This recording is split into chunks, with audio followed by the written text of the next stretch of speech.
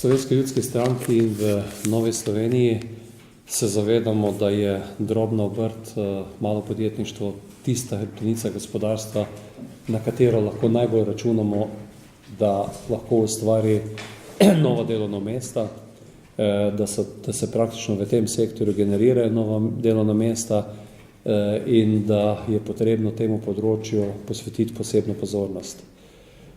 V Sloveniji smo znani po tem, da imamo cel sistem močno zbirokratiziran in da se podjetniki, obrtniki namesto, da bi se ukvarjali z obrtjo dejavnosti, ukvarjajo predvsem z birokracijo in da je na tej osnovi tudi cela vrsta možnosti, da se potem, nad njimi pravzaprav tudi izživljajo razni inšpektori in podobno. Zato smo že v vladi, v kateri smo sodelovali skupaj v letu 2012, uvedli to pavšalno obdavčitev za obrtnike in pa male podjetnike.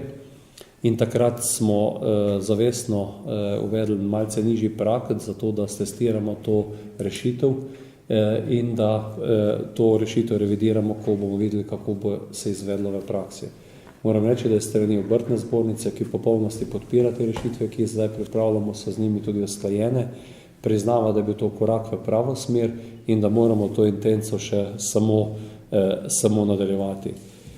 Gre za to, da uvajamo rešitve, s katerimi bi ta prag, ki je doslej 50 tisoč evrov letnega prometa, dvignili na 100 tisoč evrov letnega prometa.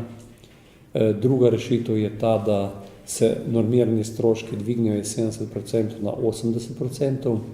V izogib eventualnih zlorab pri tem pavšalni odločitvi, da ne bi se obrtniki, podjetniki odločali za ustanavljanje slamnatih podjetij, preko katerih bi praktično na nek način tudi prali denar iz dejavnosti, uvajamo v to rešitev za ta nov prag od 50 do 100 tisoč evrov tudi obvezno eno zaposlitev. Se pravi, da je nekdo, da mora biti v podjetju, ki upravi prometa med 50 in 100 tisoč evrov in želi biti pavšalist, najmanj eden v rednem polnem delovnem razmerju.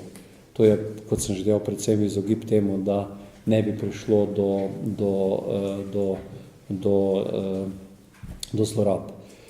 Verjamemo, da bo takšno rešitev podprl tudi gospodarski minister, gospod Dragonja. V tem delu mu želimo iz opozicije tudi s konstruktivnimi predlogi pomagati pri stimuliranju gospodarskega okolja, kar mislimo, da je za obrtnike, podjetnike nujno potrebno narediti in da je to tudi lahko ena od rešitev, okoli katere se tako koalicija in opozicija lahko strinjata in odgovarja na izzive današnjega časa in predvsem prinaša možnost novih delovnih mest v slovenski obrti in pa malem podjetništvu.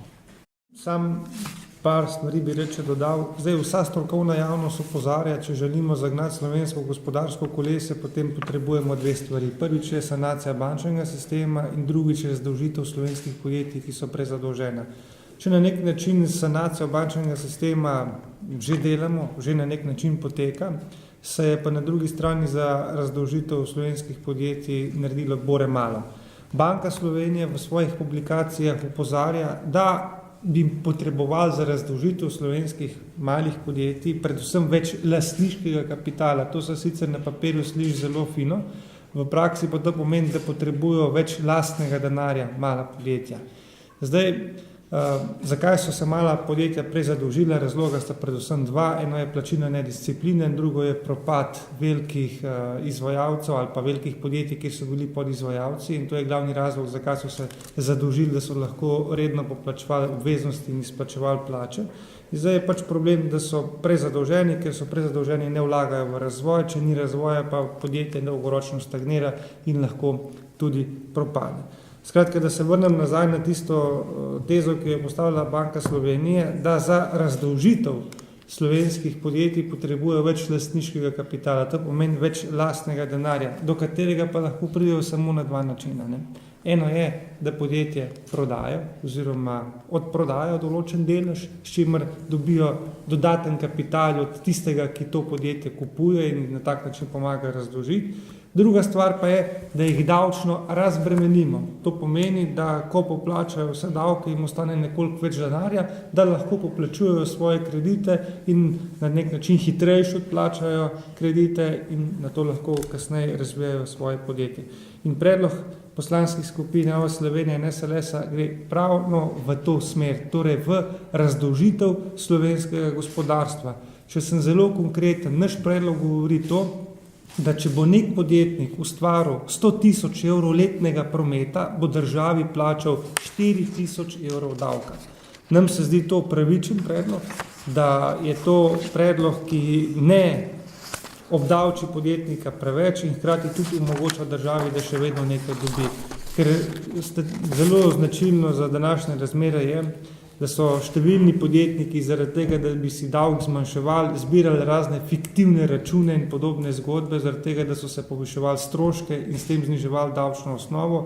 S to našo pavšalno obdavčitvijo se praktično vsem tem navideznim zbiranjem računov izognemo in dejansko zagotovimo podjetnikom pravično obdavčitev, ker smo prepričani, da pri 100.000 evrov letnega prometa je 4.000 evrov na nek način pravičen davek.